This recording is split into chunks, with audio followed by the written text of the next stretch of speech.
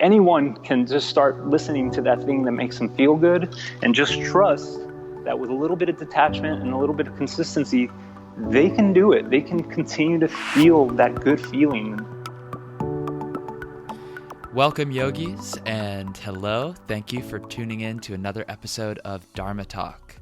I'm your host, Henry Winslow, and this is episode number 40, big number 40, with my friend, Gabriel Tavera.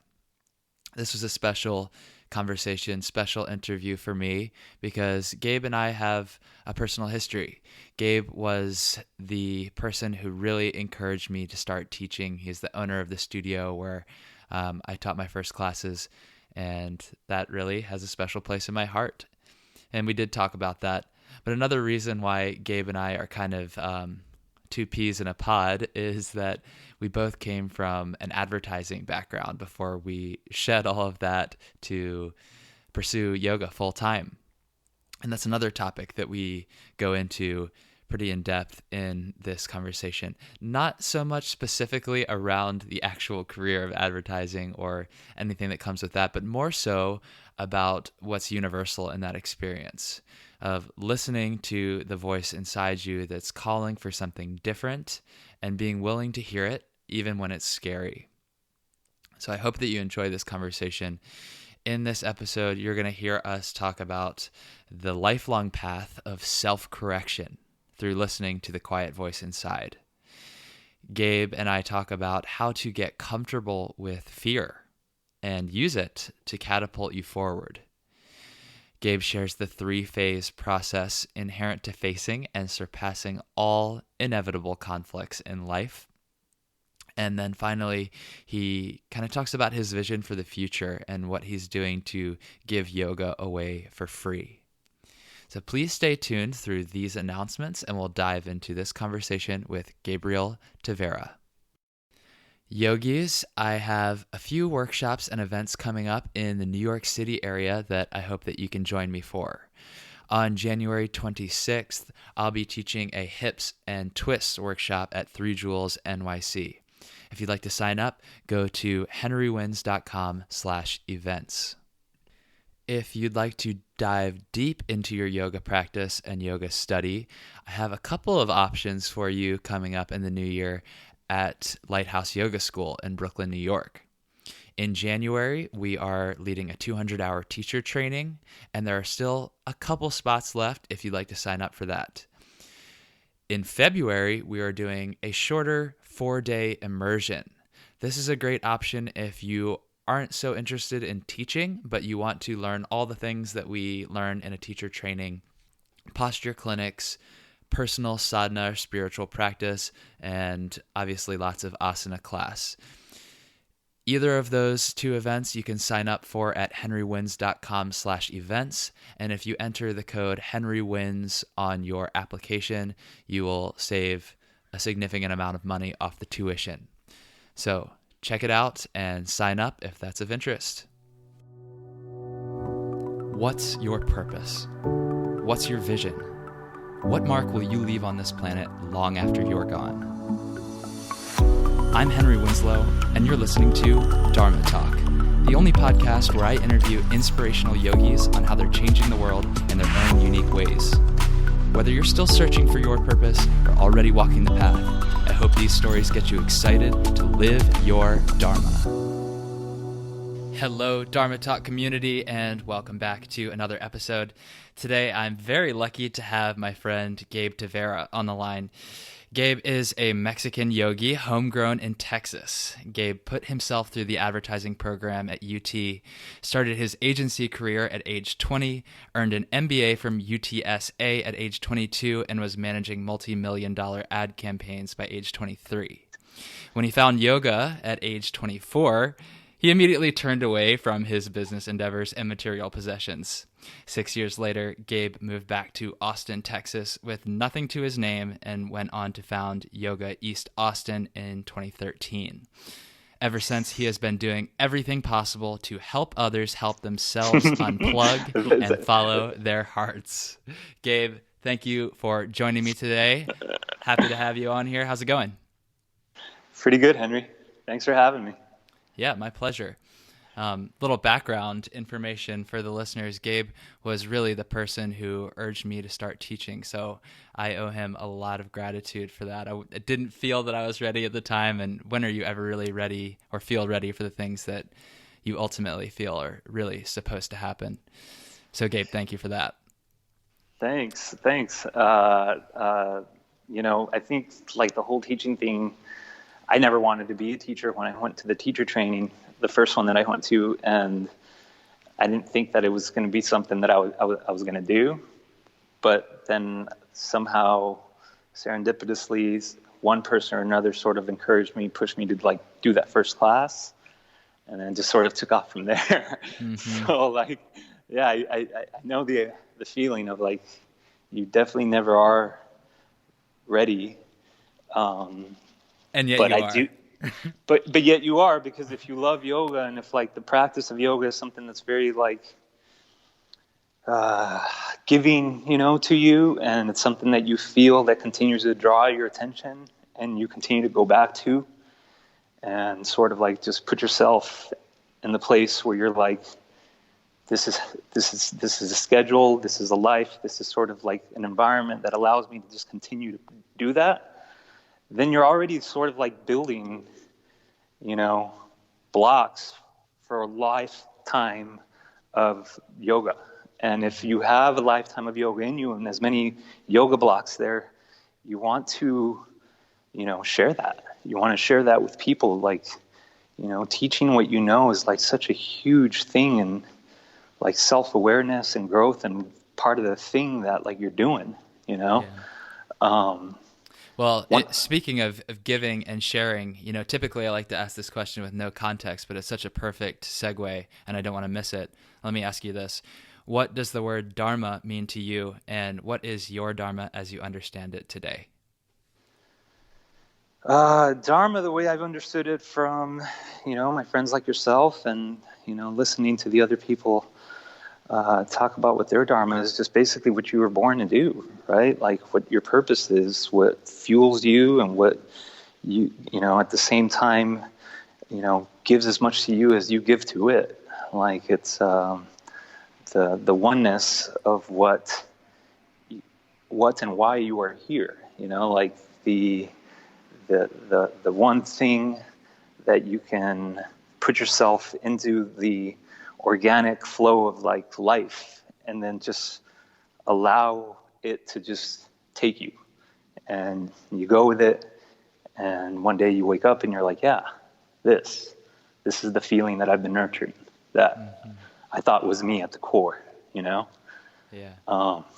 And man, that could be so many things for so many people. I guess there's like almost 8 billion people. There's like almost 8. Yeah, there could almost be like 8 billion dharmas, I think.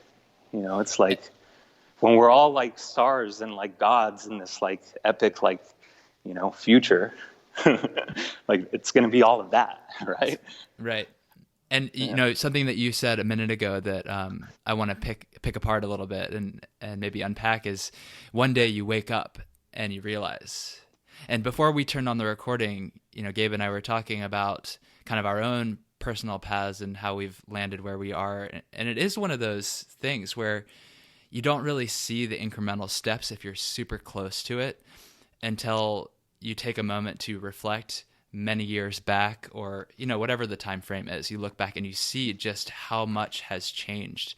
So when it comes to your personal experience, Gabe, when you look back, what has been, the transformation that you've seen for yourself that you feel really defines your Dharma? Wow. I think just sort of like what we were talking about earlier, where you get this inkling of what you need to do, and then you just sort of start feeding that on a consistent and daily basis, whether it's through yoga asana, taking a walk in the park, or just taking a moment to close your eyes and think and feel that feeling, And so for me, it was peace. It was like how do I practice having peace, like on a consistent and daily basis? And by just trying to be a little less angry every day and making an effort, and like as difficult as it was, like acknowledging and seeing when I was angry and I made poor choices, like, holy shit, how do I continue tomorrow without, making a little less, or maybe not doing that again? Then I got closer to my Dharma. And so I think the one thing to pinpoint is just the moment that I realized that, like, I was young and life is long, and that if I consistently start to just feed the goodness and this thing in my life that I want to happen for the purpose of having peace, being less angry. It wasn't even like serving others. Like, it had nothing to do with anyone else. It was just like, what is it, Then that's when, like, my real Dharma really started to, like, take place. So just kind of acknowledging that moment, and then consistently, day in, day out, just try to do a little bit of that. Mm-hmm. Yeah. Can you take us back to that moment around, in your intro, it was at age 24, after you had already sort of established yourself in a career where you felt you were making progress and, really making moves and being recognized for it. What happened there that made you turn away from that path and go a different direction? It got boring real fast. You're sort of conditioned, especially myself, sort of, growing up in El Paso, and, my family and I migrating here from Mexico City to El Paso when I was a kid. We, like, more than anyone else, were like eating the American dream, My dad was a businessman, affluent businessman from Mexico. So, to come to America and live the Reagan dream was like a big deal for all of us. The Yankees are my favorite team. My brothers like the Lakers. I like the Bulls.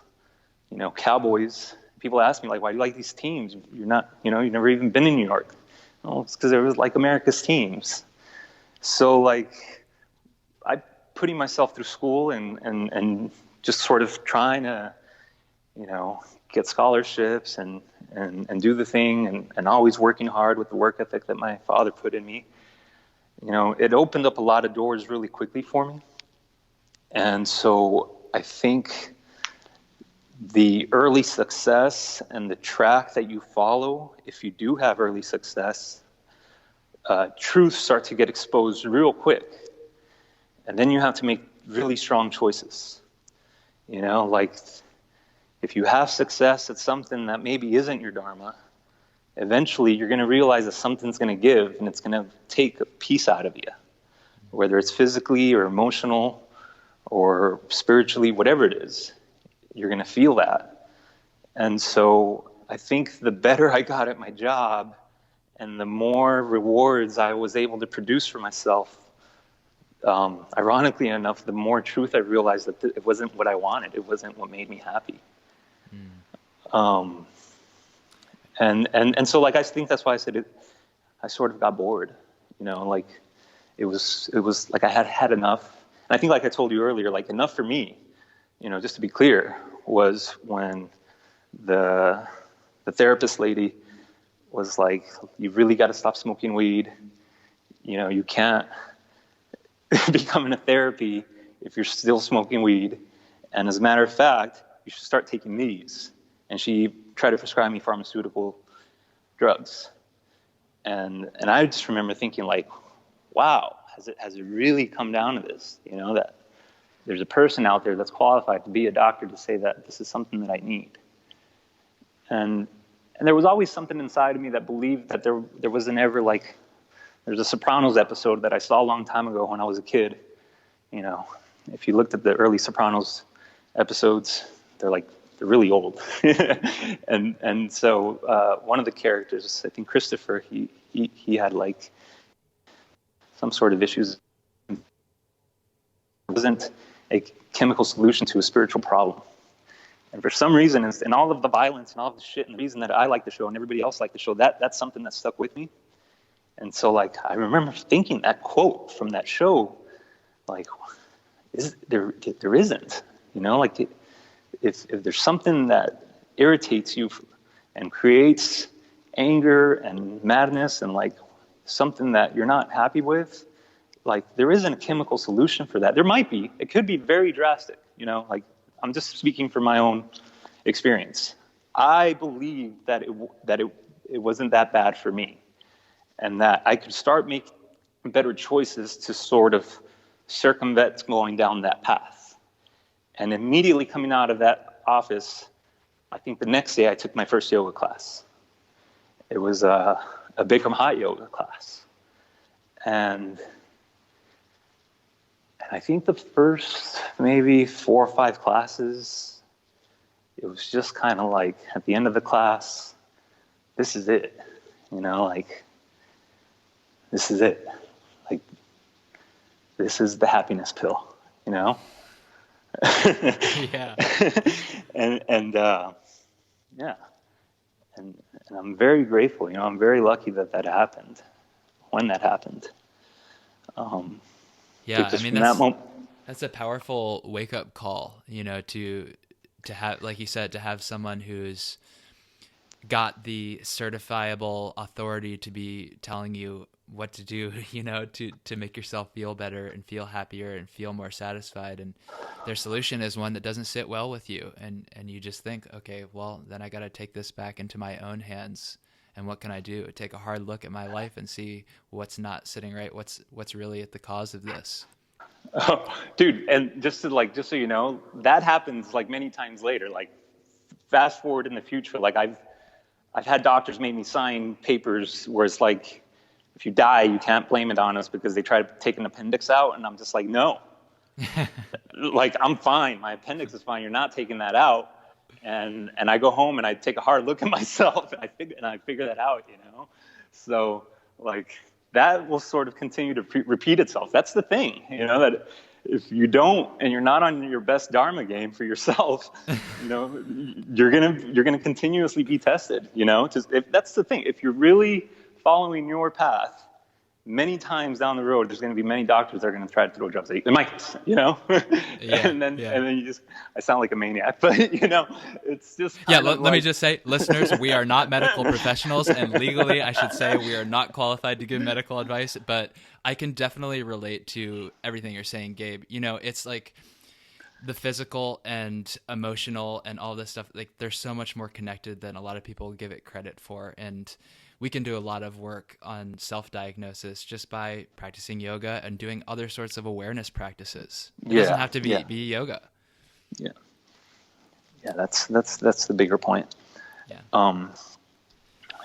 So you said that your first yoga class was Bikram class, and I know that continues to be a big part of your yoga practice.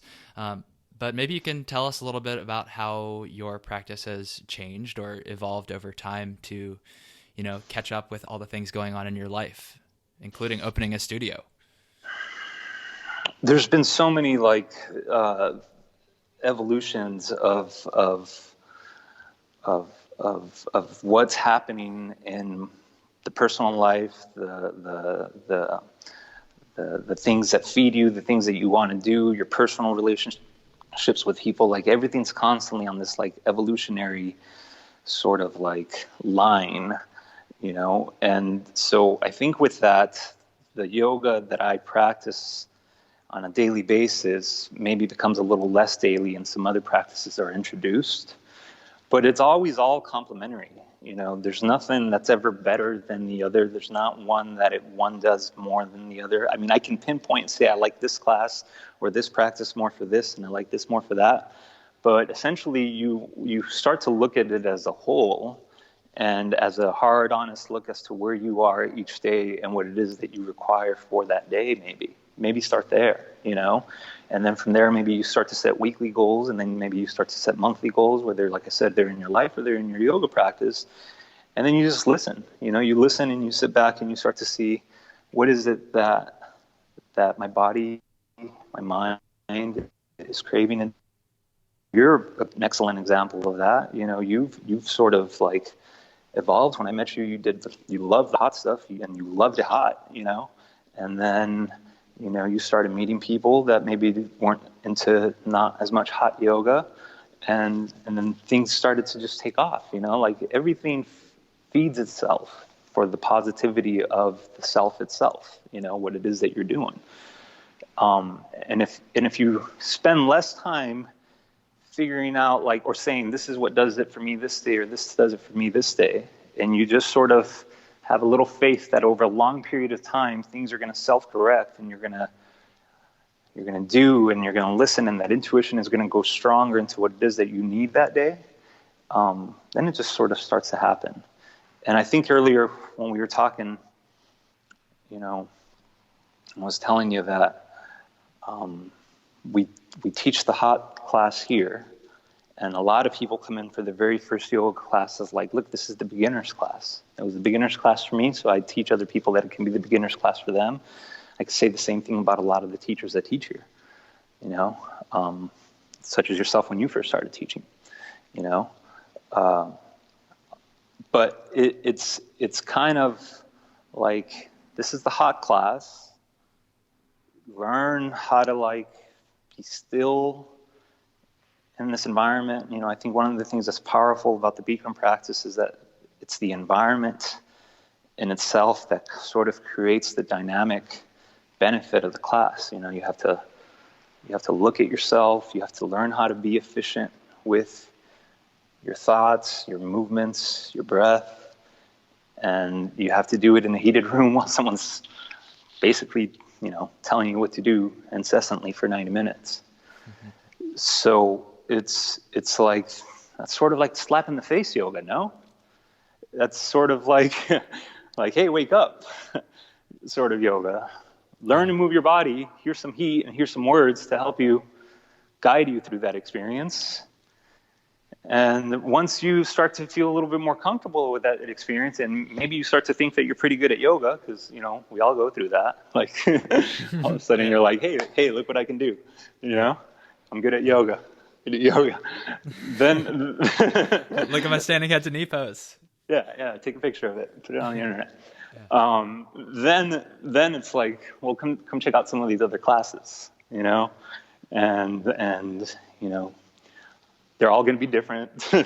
They're probably going to change. You might start liking one, and then they'll kind of change. Like the other yoga classes at our school is like hatha, and my hatha class is very different from Tessa's. Tessa's class is very different from Sakni's class, et cetera, et cetera. But I think the vibe is the same, and it's like, oh, this is a space sort of set aside for us to explore and see what's happening, and to sort of turn it into a lab, It's like a secret layer on the east side of Austin. I built it so far out here so long ago so that I could afford that ability to do it, It was never about oh, let's open a business. No, let's go hide over there and figure our shit out for a little bit, and then hopefully we'll just self-correct every day. Holy shit, dude, what I just said, you know how long it took me for me to figure that out? We're about to turn 5. And so, yeah, if you want to be a yoga teacher, if you want to open up a studio, I guess that's the thing. Make it about you, take your time. What are you doing? What's making you feel good? Along your journey, are people believing your shit? Tessa took her first class from me 8 years ago, because we were friends, and I was good at yoga, so I started showing her poses, And she was like, holy shit, yeah, that's pretty cool. I want to try that, So it just sort of, takes over. Yeah. You raised a really good point there about, focusing on yourself. And it seems maybe counterintuitive to some people, because teaching and all of these, yoga, really, it is about service, but how can you solve somebody else's problems if you don't even know how to solve your own, Yeah. Yep. Yeah, no, and hopefully, people, I'm saying it, but maybe people already know that, and they're just kind of really tuned in to what's going on before they really start very specifically telling people what to do, I guess, Yeah. The cool thing about yoga is that, like, it's so broad and everybody can try it at any moment, at any time, and find inspiration in anything, in any point, on any device or any place, that doesn't even have to be in a yoga room or listening to, someone like me. Like, it can literally hit you from anywhere now. And that's super cool. I think what you're doing is very cool with these talks and just basically showing a little bit of yourself every day. And I know you personally, so like I know you do the work, like that side-by-side picture you posted the other days that I sort of reposted were like amazing. Congratulations, by the way, on winning. Like, thank you. You earned every bit of that. Like, if let's not, like, everything that I said, like, you can apply it to someone like Henry, and Henry, like, kudos. And it's kind of like it was only a matter of time because I know you and I know you do the work and I know you're self-correcting and you try all the foods and then you try not the foods and then you try these other things and then you seek out other teachers and you're like a sponge, and in all of that on a daily basis you're sort of figuring out what it is that's going to give you the most to live your dharma, right? And so I think winning is sort of like, it's like, yeah, congrats, but man, you were a winner like way before that.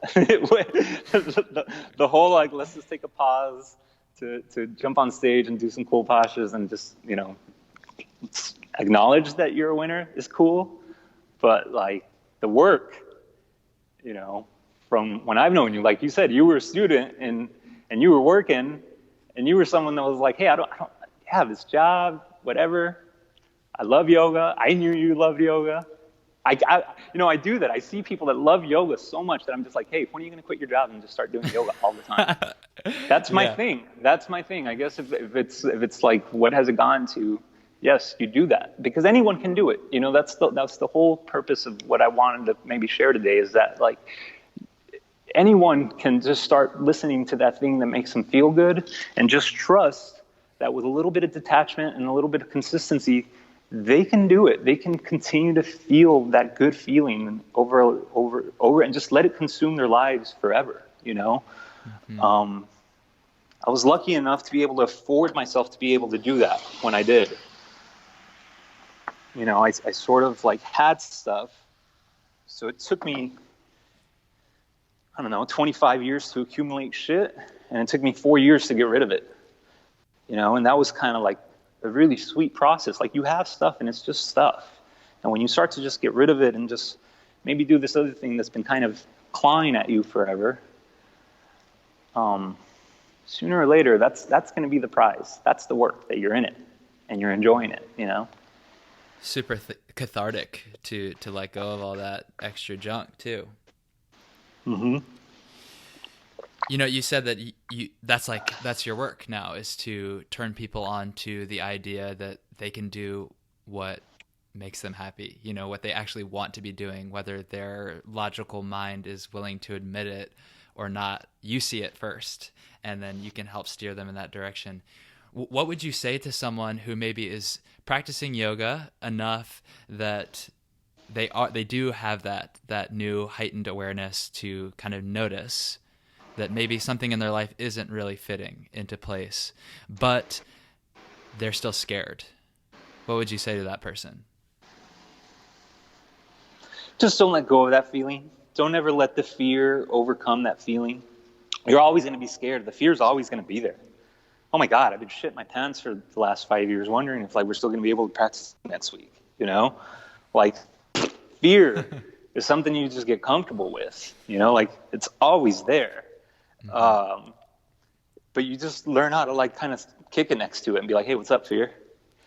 Fuck, here we are again, Yeah. I'm not going anywhere, and you're obviously not going anywhere, so let's figure out what the next thing is. Let's not focus on us being here in this room together. And then you just sort of start putting things or working on stuff or making choices that keep that fear at bay, and it keeps you moving forward and feeling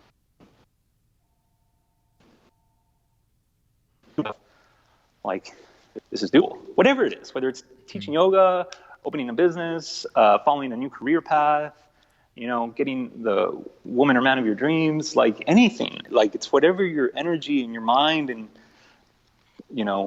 that thing that talks to you is telling you. Yeah, that reminds me of something that someone told me very early on with my teaching when I was nervous before teaching class. And I said, if you're not nervous, it's because you don't care. And I think sort of the same thing can be said about the fear. It's very easy to go through life not being afraid if nothing really is at stake because you don't care about what you're doing. But when you're really doing the thing that drives you and gives you passion and gives you energy, gives you life, like you were saying, the thing that like is giving to you, then it's natural to have a little bit of fear. And it's powerful, it's powerful to live alongside that fear. I definitely can relate to what you just said, just like hanging out with fear and being okay with it being there with you and using it to fuel you. I think that's really, really cool. Yeah, you just use that fear to like take you to China and do some yoga in front of a bunch of people. Yeah. Like, holy shit, that is scary as hell, And it's like, if anybody thinks that that's not scary or this whole like yoga competition thing is silly, it's like, well, yeah, maybe the word competition is silly, but like, it's a little bit silly. But just that whole like, can we acknowledge this? Can we acknowledge that we actually took the time to do this and share this with a bunch of people in a country where like everybody's watching and it's just bringing awareness to more. So it's like, it's so much more bigger than what that word is, and like you were saying, in that fear, you get catapulted into doing great things, cool things.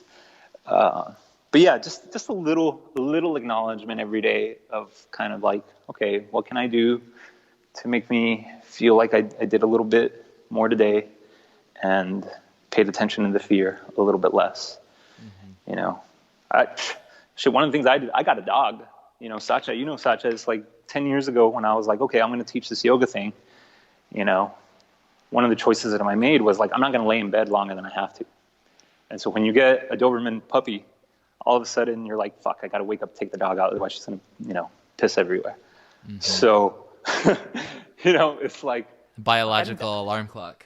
Yeah. It's like, I didn't know that was going to change my life, but it did, and I mean, I kind of did. I was just like, it was a choice. There was an intention there. Like, I want to start being able to get up earlier, give me a reason to get up and just do the thing and like not lay in bed forever, and so it's like, yeah, a little bit of like awareness each day into what can you do to keep the fear sort of linger. So Gabe, take us to a moment in the past 5 years running the studio where you felt yourself pressed up against a wall, like where it really got difficult and you hit a conflict. And then what did you do to keep moving through?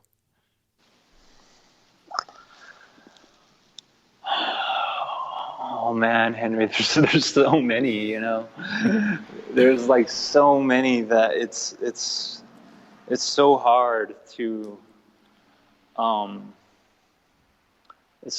pinpoint one, but I think maybe it doesn't have to be the worst one. It could no, I'm going to pinpoint it by the scariest one.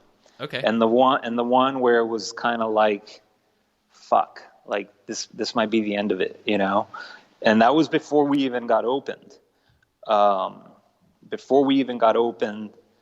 There was a delay in getting open because of the heating system. All of a sudden, we couldn't hang it from the supporting beams that are in the building. Last minute, the structural engineer of the building was like, you guys cannot do that. It's too heavy. And that won't work. You have to put it on the roof. And by putting it on the roof, then we had to build a chase to run the heat down into the first floor because we're in a building with 3 stories above us.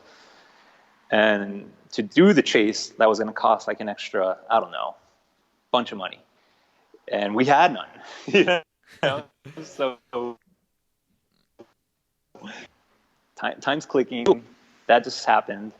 And so what do? You know, it's crazy when all of a sudden, like, you're pressed up against the wall in that sense, and your mind starts racing with the gazillion things, options, worst case scenarios. All of a sudden you're seeing impending death upon you, you know?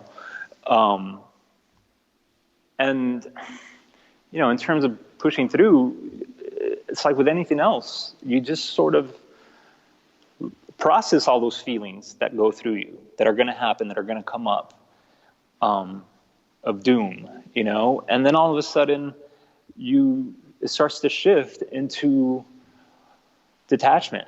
Like, well, fuck it. Time wasn't right. Maybe that wasn't it. And then you start to reflect on what could have maybe been a little bit different. And you start to soul, like, self-correction, you know, like, look upon yourself as to where things could have been a little bit different, you know? And I think it's just a little bit of that. And as soon as, like, the detachment goes and you're just sort of, like, resolved to that thing that you thought was going to happen, not happening anymore, it's, you know, things start to just sort of take shape again. All of a sudden you get like a hint, you know, like you get like a thing that goes off and you're like, wait a minute, holy shit, what about that one thing? You know, like, all of a sudden you start thinking clearly about solutions.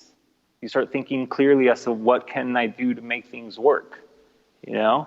It's such a fine balance. And if you can just kind of stay on that thread from the beginning to the end and try to, like, get through those three things sooner, you know, because the sooner and the shorter the gaps you go from, like, expecting to, like, just saying fuck it and detaching from yourself from it to, like, allowing the brain space to start finding solutions, then the quicker and the much more smoother life you're going to have, you know, like the much more organic,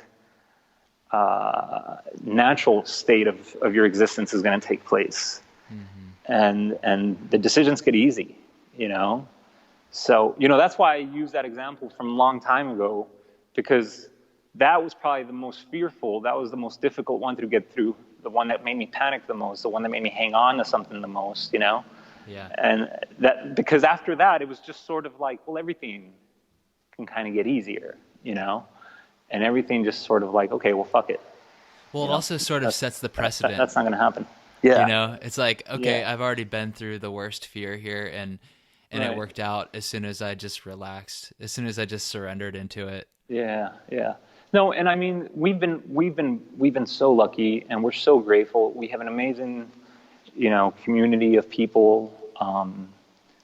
You know, everyone is just, like, fucking great. I don't know how else to, like, change it other than, like, we've been very blessed to have the help us when we needed it. We were open to it, and it's taken place. And every day I give gratitude for the space and the people that are here that continue to, like, feed it and open. And I mean, you're part of a wonderful community at Lighthouse, and you've been here and you know there, so I know you know what I'm talking about. Like, it's a communal effort.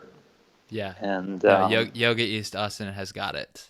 And you got to just, like, sort of a little bit practice detachment and always kind of give back, you know, like, just constantly just, you know, the common thread or theme of what we've been talking about is, like, just be patient and just sit there and just do the work and just wait and just believe and just continue to feed that.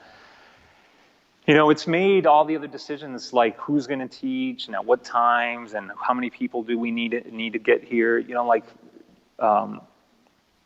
Josh, the Nomad business coach, when I talk to him, he'll say something like, oh, do you know what your, like, monthly expenses are, or, like, what you need to get by? And I'm just kind of like, not really.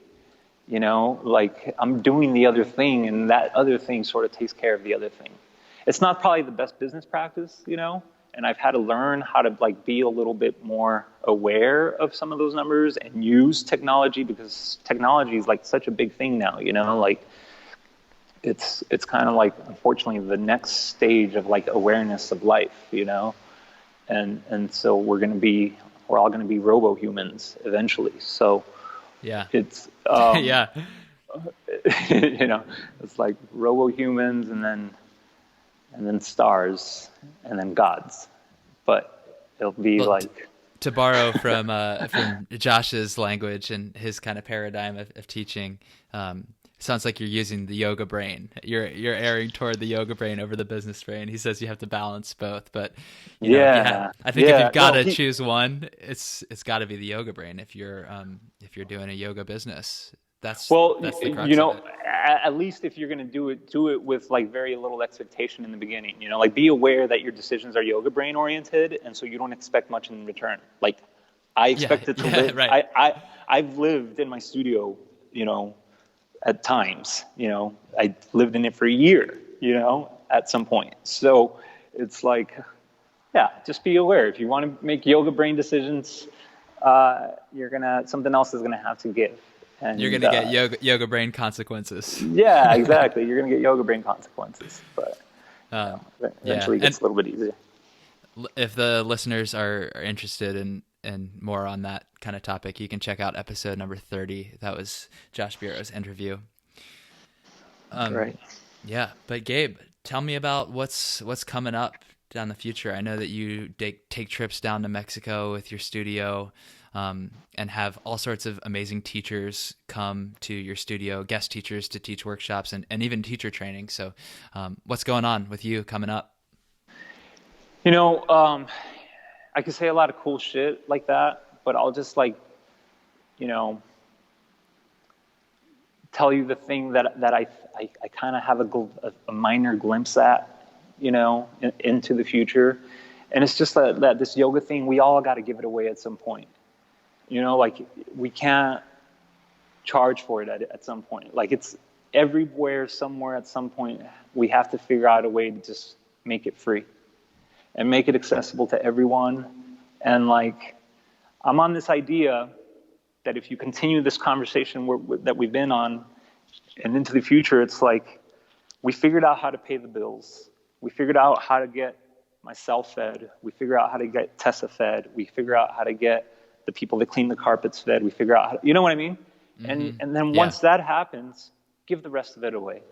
It's yoga is, I know that it came from a certain caste system where it's the people that practice it were pretty affluent and whatnot, but it's something that can be of service to other people. My favorite teachers are the least materialist ones, except for Jared. I love him. And I think he loves shit too, but everyone, it's the people that I'm finding myself really working with, the person that I just married, it's they just want to serve and give back and not ever make it a numbers game ever. And so I don't know, it's an idea that I want to make sort of a very short goal, and figure out a way how to do that a little bit more, whether it's through a non-traditional or a more traditional nonprofit kind of way. I kind of almost feel like that's a business in itself, mm-hmm. and the people that are behind it are sort of benefiting greatly from that because that's usually tied to another business. And so it's just no, how do you just get on the street and get homeless people into your studio? How do you literally just go to a homeless place and say, hey, you guys get free classes, free showers, free towels anytime you want. If we have clothes in the lost and found, we're going to give them to you, Yeah. I was just speaking to Carolina Villalba for this podcast, and she said, take a look around Miami. You're going to be surprised at how many homeless people are rocking Lululemon and Aloe Yoga. And it's because she's doing exactly what you just said. She's just giving it away. That's my cousin. That's my prima. Big shout out to her because she gets it. She gets it. She's got that thing in her heart too. I do that. I load up my car with shit from people that leave at my studio all day, and I'll roll up at a stop red light, and if there's a homeless person out there, I roll down my window and I just give them a handful of Lululemon clothes, and yoga mats. So many people leave yoga mats at studios. Have you ever given a homeless person a yoga mat? They love it. It's just how do you just offer it more and not charge and just welcome people into the space and not be judgmental of where they came from, what their background is, what their going through with a team that will hold the space in union for whoever's there, wherever they came from, you know. We're doing free week of yoga the first week of the year. We did it last year, or this year I should say, in 2018, and it fucking blew me away how many people just came in, and it was just like the first few days I told the teachers, whoever comes in, just tell them to come back tomorrow. Be like, hey, we have more classes on the schedule. We got different classes. Come check it out. Come again tomorrow, you know? And that's all we did for a week. We just tried to encourage people to come in more for a week. That was cool. You know, that was really, really cool. So we're doing it again this year, and we're hoping that we take some of the learnings from last year and really just sort of blow it out of the water this year. And there's no reason why there should be 100 people in every class, you know? Mm-hmm. Anytime, not just during the free week of yoga, you know? Yeah. So I think if we can all just figure out how to like do that, you know, unanimously, the world would be much, much nicer place, you know?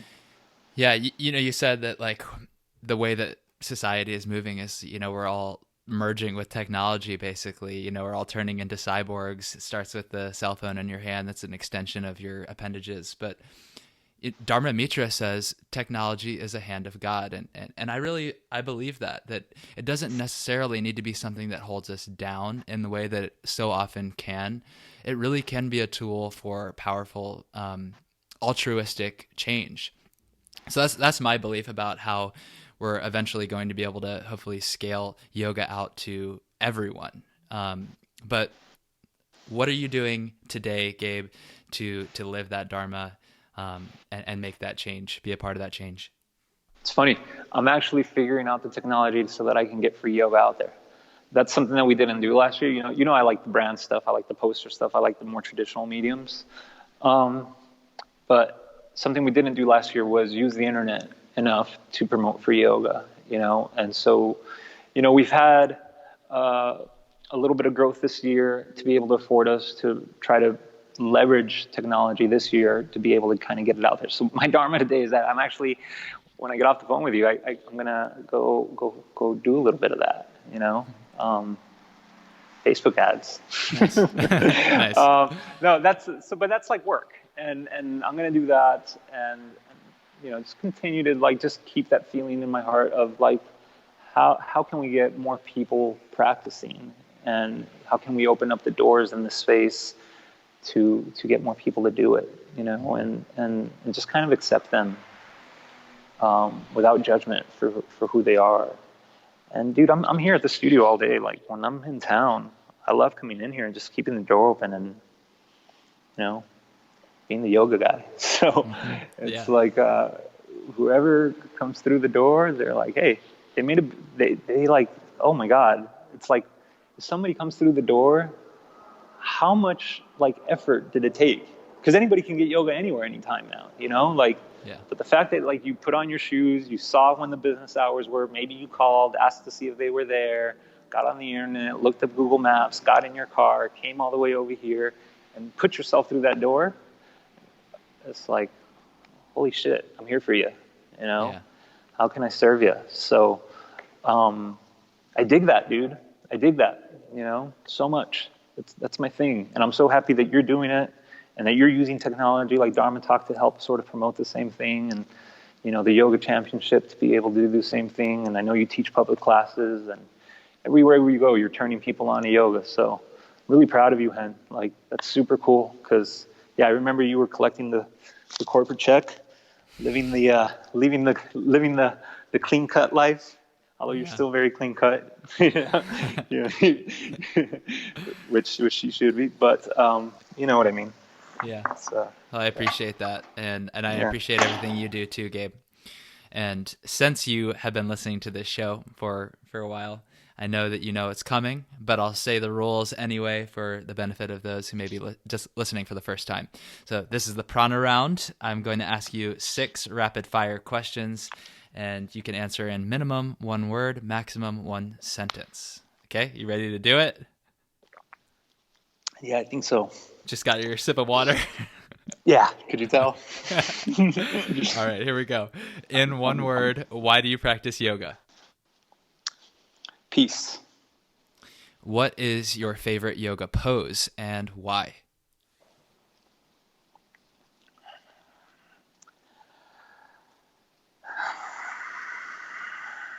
Savasana. And it's something that challenges me even 14 years later to be Nice. still and just, allow it to take place. It's still a challenge even now. So it's still my favorite because of that reason. It's The hardest ones. It's the hardest one. What is the single best cue or piece of advice you've ever received from a teacher? Oh man, that one's hard. Um,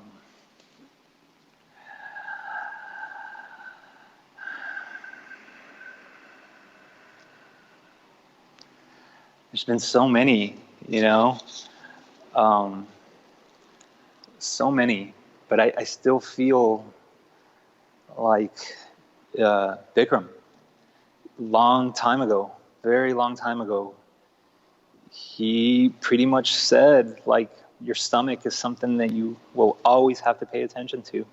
It blew my mind for so long, like I practiced yoga not even realizing that there was a stomach and it was something that you use and you had to, like, you can contract or you can pull in, or, this whole idea of like Uddiyana Bandha, Mula Bandha, it was just like, and so I think Bikram did the world a service by just telling people to suck their stomach in, because fucking nobody can do it, and till this day, it's still the hardest thing that I do. I mean, sometimes I feel like basically that's what I'm working on, Mula Bandha. People work on postures, I just work on Mula Bandha, which is the same thing that happened that moment when Bikram was like, dude, you brush your teeth, suck your stomach in. You're driving your car, suck your stomach in. You're sitting on a plane, suck your stomach in. Like, it's going to save your back. It's going to save you, like, Yeah. So it's just like, I don't know. I've heard it 1,000 different ways, 1,000 times later. That was the one in the beginning, Suck your stomach in. Yeah, like when it finally hit, it was like fucking blew my mind. Holy shit! All right, Gabe, recommend one book, either modern or ancient, for our audience. I read Jitterbug Perfume not too long ago, and it's like my favorite book right now so far that I've read. I love Gabriel Garcia Marquez and his style of reading with a little bit of the fantastical imagination type references and just sort of like a web of stories. And Tom Robbins in Jitterbug Perfume wrote this really cool story that ties to another story, that's part of a big story. And the overall concept is immortality and living forever. And since I read that book, I've been on this kick of immortality. I feel like death is a new thing. It's something that just started maybe a couple thousand years ago, maybe 3,000 years ago. But like before that, it's like it was unheard of. You can live forever. There's no reason why not to, Yeah. And so that sent me down the rabbit hole of some other cool books and some other things that I've been reading on immortality. There's this other author by the name of Leonard Orr that I've been kind of checking out. So if you want to read a little bit about that, the Jitterbug Perfume is kind of a good fictional place to start, and then just allow yourself to see what's next. I don't know. Right on. Okay. Yeah. Is yoga for everyone? Absolutely. No doubt. There's so many kinds of yoga, and especially now, it's like, shit, if you can't find a yoga for you, fuck, who are you? It's like, who are you? Like, and maybe it's just a little bit of like kindness and empathy and gratitude and compassion and whatever tool to be able to help people become aware of those things and notice it in themselves and in other people. That right there is the yoga, Nice. So, I love that. So yeah, That's a great way to put it. Yeah, That's definitely. a great way to put it. Okay, last question. how can our audience get in touch with you, and how can we support you in your Dharma? Well, they could follow the yoga page, the studio page on Instagram, Yoga East Austin. They can always send me an email at Gabriel at Bikram Yoga East Austin. Our webpage is yogaeastaustin.com. I'm pretty easy to find. I'm in East Austin. My doors are open, and I'm usually the one that answers the phone if you call, because it's a burner. We still have a burner for the studio phone. And you still answer it yoga. Yes. Yeah. Sometimes I still answer it yoga, because I put it in my pocket and I forget and I take it home and someone calls 9 o'clock at night. I'm like, all right, fuck it. I'll just get it. Yoga, So yeah, no, I'm easy to find. We're here, and everyone's welcome. So anytime. Gabe, thank you so much for taking the time to chat with me today. It was really fun connecting with you publicly, and I hope we can continue this conversation again soon. Yeah, thanks, Henry. Really appreciate it. It's a little scary because we've been kind of doing our thing over here, so I don't usually do this kind of stuff, but it was scary, it was fun, and I really appreciate the opportunity. Thanks, Henry. If you got something out of this episode, if you like Dharma Talk and want to keep it going, please do me a huge favor and subscribe, rate, and review on iTunes. I know it's not the most convenient thing to do, but it makes all the difference in getting this show out there and more visible to other people who can benefit from it. And hey, if you've got feedback or ideas or you want to get in touch with me, you can do that on Instagram at HenryWins. Otherwise, I'll talk to you next week. And until then, keep living your Dharma.